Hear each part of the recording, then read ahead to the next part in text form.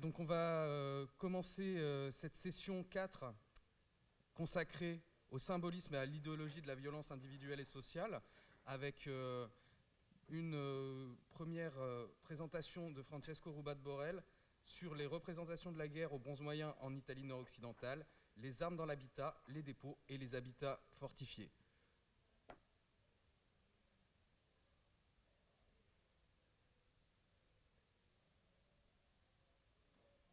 Oui, Ah. bon. Mais j'ai vu qu'il n'y a que 3 participants, mais je pense que la salle du congrès, il y a des gens encore, Ah oui, déjà. oui. Bon, bien. Alors, est-ce que vous voyez si je... Non. Si j'ai fait des choses, non. Alors, bonjour à tous. Veuillez m'excuser de n'être pas présent, mais l'épidémie m'empêchait de venir à Ajaccio. Et après, veuillez m'excuser pour mon français et merci encore pour avoir accepté ma proposition de présentation ici. Alors, la prochaine. La prochaine.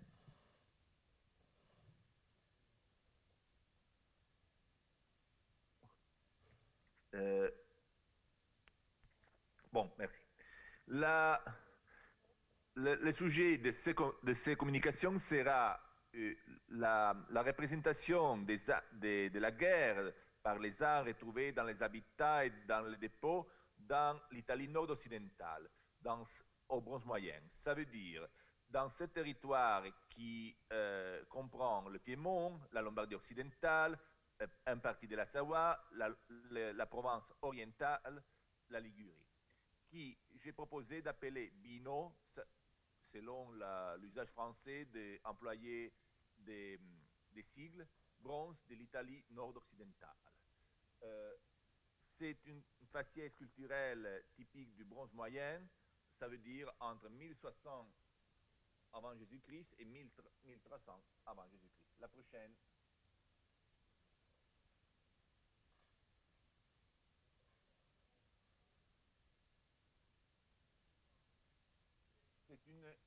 C'est un territoire où la céramique est très standardisée.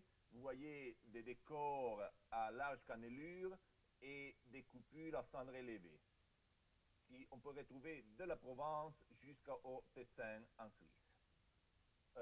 L'occupation des territoires est clairsemée, plus clairsemée, par exemple, que les terres à mare en Italie nord-orientale, et la métallurgie est du type nord-alpin, notamment de comparaison avec l'Allemagne sud-occidentale et la Suisse. Les sépultures sont peu connues. Il y a au bronze moyen 1 l'inhumation, au bronze moyen 3 l'incinération. La prochaine.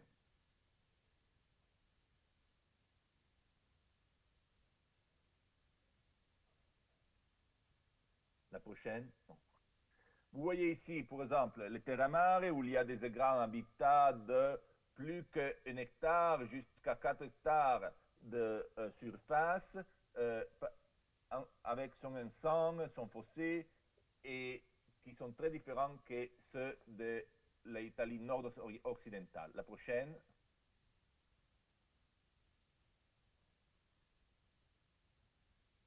Aussi, dans les terres à mare, il y a des grandes nécropoles avant inhumation où les armées sont ensevelies avec leur épée. La prochaine.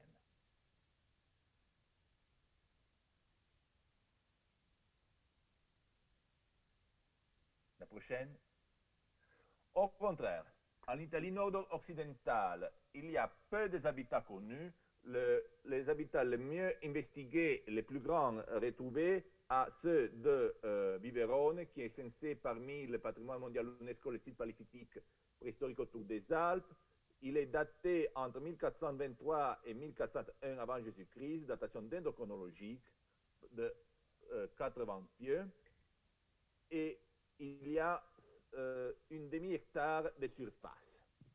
La datation est bronze moyen 2 avancé, chronologie italienne, ou bronze 1, datation avancée datation centro-européen. La prochaine.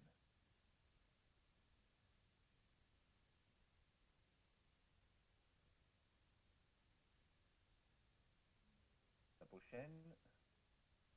La prochaine. Il y a une relevée de tous les pieds qui montre cet habitat de 5 d'un demi-hectare de surface ronde. Il y a eu découvert aux années 70, on avait eu cet amateur qui s'est plongé, on fait une réticule de la surface de l'habitat où on marquait tous les céramiques et tous les bronzes de la découverte. Ici, vous pouvez voir la concentration de céramique. Chaque numéro marque 1 kg de céramique. Vous voyez bien que ils vont se concentrer où il y a les cabanes, les bâtiments dendrodatés tout récemment. La prochaine.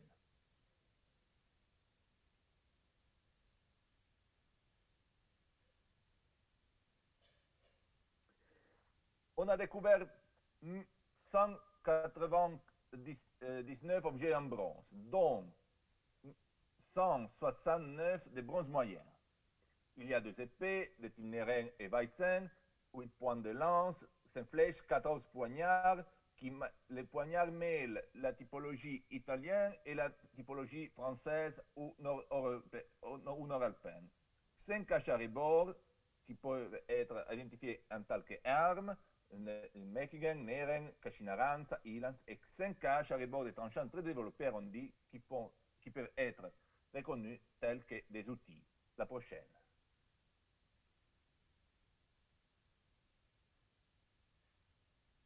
Ici, vous voyez, pour exemple, marqué dans le poids vert, les haches qui sont identifiées en tant qu'armes et les haches et les poignards identifiés en tant qu'armes qui viennent des associations avec d'autres arts et de la parure. La prochaine.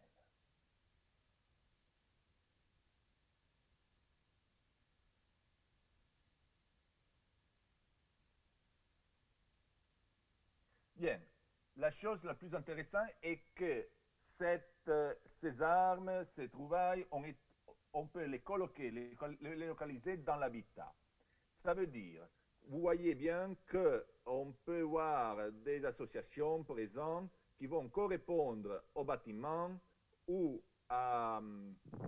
au passage au milieu du village. Vous voyez donc qu'il y a, par exemple, des associations de poignards et haches ou de poignards, haches, rasoirs, ou alors que les 2 épées sont isolées. La prochaine.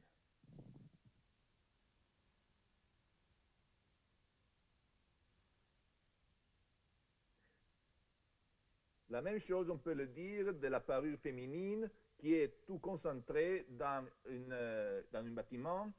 Les comparaisons ne vont que l'Allemagne sud-occidentale. Vous voyez des disques, des pendeloques rondes et des pendeloques à anneaux, et même aussi des épingles à tête renflée et perforées.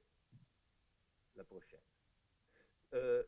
Une chose, toutes ces comparaisons entre les armes et la parure vont tout vers l'Allemagne sud-occidentale et pas vers les faciès de Terramare et pas vers la Val Padane, l'Italie nord-orientale. On a aussi regardé s'il y a des traces d'emploi dans les armes de l'épée et les haches qui ont été découverts là-bas dans l'habitat, mais il n'y a que peu de choses. Ils sont presque neufs, presque nouvelles. La prochaine.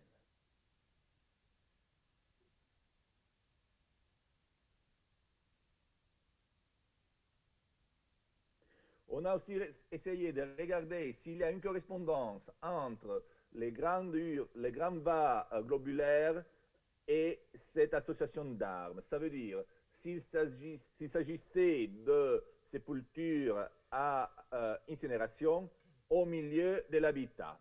Vous voyez donc à droite, sur un haut, ces grands vases rondes au grand décor à cannelure qui trouvent correspondance dans une urne funéraire retrouvée au Piémont dans la transition entre bronze moyenne 2 et bronze moyenne 3, ça veut dire autour de 1400 avant Jésus-Christ.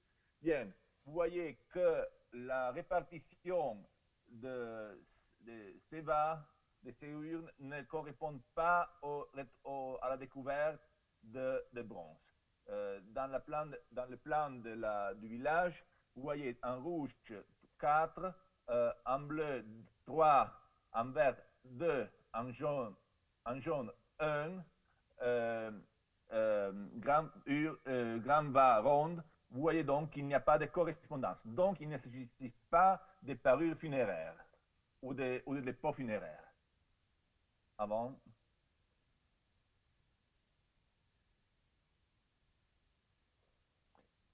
Nous avons alors essayé de voir les seuls autres deux habitats palafitiques connus au milieu alpin qui ont donné de grandes découvertes de bronze qui peuvent être datées à la fin du bronze ancien. Il faut dire que la fin du bronze ancien nord-alpin correspond au début de bronze moyen d'Italie du Nord. Vous voyez donc que par exemple, à Arbomlaike, il y a 102 objets découverts en bronze dans une surface qui est à peu près la moitié de celle de Viverone. Et surtout, dans tous les cas, à Arbomlaike qui à Corcelles, on sait bien que les causes de cette déposition peuvent être très disputées. La prochaine. Oui. La prochaine. Alors, on a fait la comparaison entre les autres des associations dans les autres cas. Ça veut dire, nous voyons que les associations de Viverone ressemblent beaucoup à celles des contextes funéraires de la Schwäbische Alb, où il y a peu des épées, plus de poignards et beaucoup d'associations entre poignards et haches, poignards et lances. Ça veut dire qu'à peu près la même chose il y a dans le dépôt de la Cascinaranza près de Milan, où les épées sont à peu près la moitié, sont la moitié des haches et il y a beaucoup de lances. Au contraire, dans les Terramar, la nécropole de l'Olmo di Nogara, il y a l'épée qui est très dominante. La prochaine.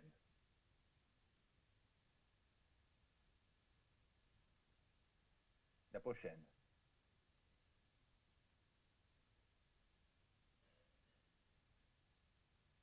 Donc, n'étant pas des mobiliers funéraires, parce qu'il n'y a pas dans les riches collections d'eau aucune reste référable à l'homme, il ne s'agit pas de dépôts et je crois qu'il s'agirait des armes, des parures, des outils déposés dans les bâtiments, dans la vie de tous les jours, dans les cabanes. La prochaine.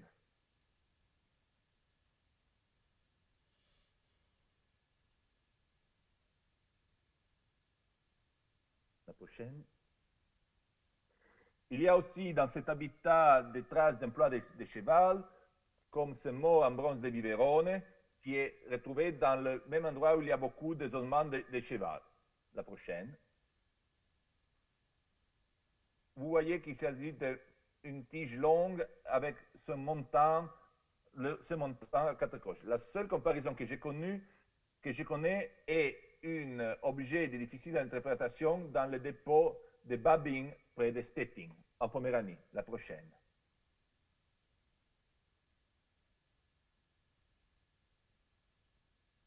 Nous sommes dans un milieu culturel où on emploie les chars tels que la roue des chars de Mercurago bien connue. La prochaine.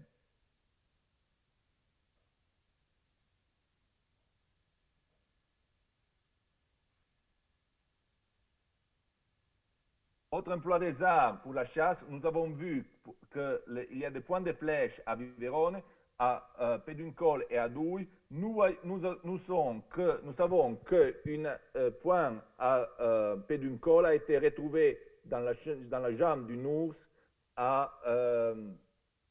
au Piémont méridional. Donc, il s'agit au moins pour la flèche à pédoncule d'une arme employée aussi pour la chasse. La prochaine.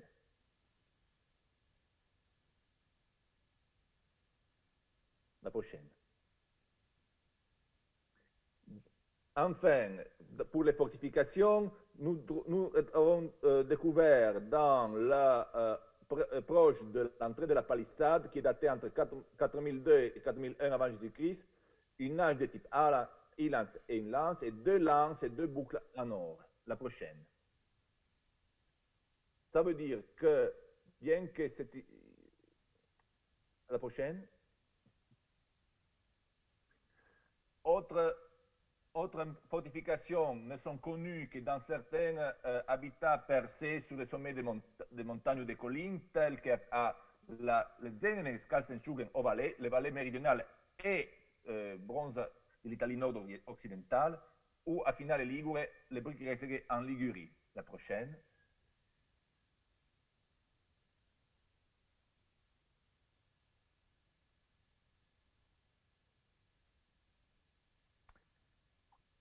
Dans la ligne sur les confins entre les Binot et les terres mare, on voit à peu près la même chose. Ça veut dire que les habitats sont plus éclaircis au Binot que dans les terres mare, et surtout ils vont être sur le sommet des collines, des montagnes, en contrôlant les vallées et les chemins le long des crêtes.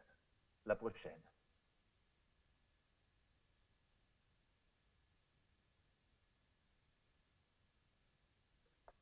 Pour en finir, donc, nous avons en Italie nord-occidentale les armes qui sont l'épée minoritaire, surtout la lâche et la lance. La proposition d'une organisation dans il y a une homme armé d'épée et 3 armées d'âge et poignards ou lances. Au contraire, dans les terres mare, que les armées des épées sont représentées dans les sépultures et animations. Il y a l'emploi du char tiré par le cheval, et les habitats fortifiés sont présents dans les habitats paléphytiques, mais que peu après leur abandon, alors que les habitats perchés sont défendus par des murailles en pierre. Donc, une différenciation très profonde entre l'Italie nord-occidentale et l'Italie nord-orientale.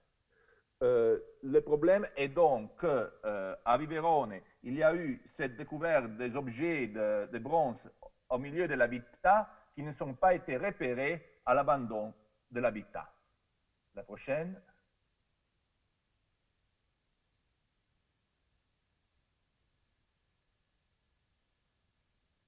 Pour en conclure, pour les collègues français, un petit précis. Ces deux âges qui sont publiés dans l'archéologie comparée du Mans ne viennent pas des Turins au Piémont, mais des Touranes, qui était le nom de lieu hongrois jusqu'en 1999, aujourd'hui Touranie en Slovaquie. Donc, il faut corriger dans les collections du Mans, ils ne sont pas italiens, ils ne sont pas du Piémont, mais de l'Europe centrale. Bon.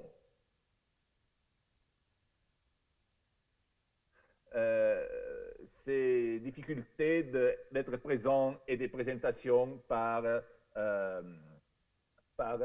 Zoom. Merci encore.